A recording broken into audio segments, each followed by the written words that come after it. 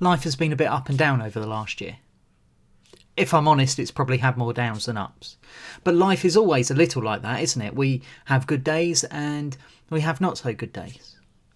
And one of the things that helps many of us through all the ups and downs are those people that we love. For me, it's my family, my church family, my friends and my God. Those who walk with me through the difficult times, even including when the difficult things about those times is me.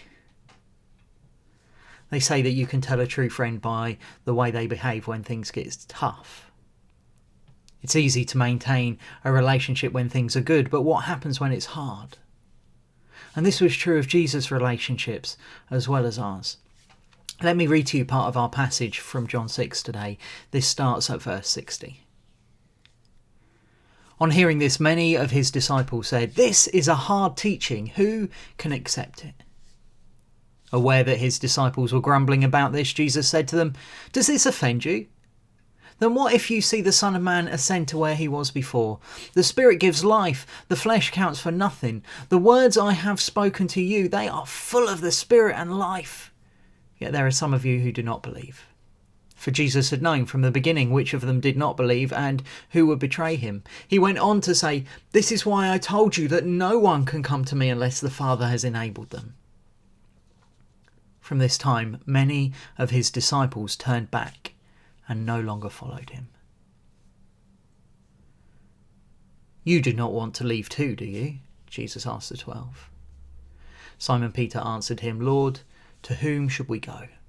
You have the words of eternal life. We have come to believe and to know that you are the Holy One of God."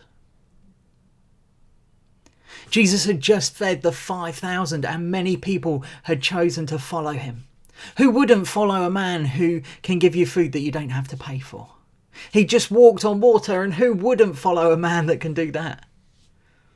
But then after the highs, the good times, after the miracles come the lows, the conflict, the difficult teaching. And when it becomes clear that following Jesus is more than just about free meals, many people leave. They go away disappointed because Jesus isn't who they want him to be. He is who he is. And following him is harder than they thought it would be. This is still true today. Following Jesus is still hard today. Yes, there are great highs. Being set free from sin, a relationship with God, eternal life. There are still miracles to be had and to see. But there are tough times too.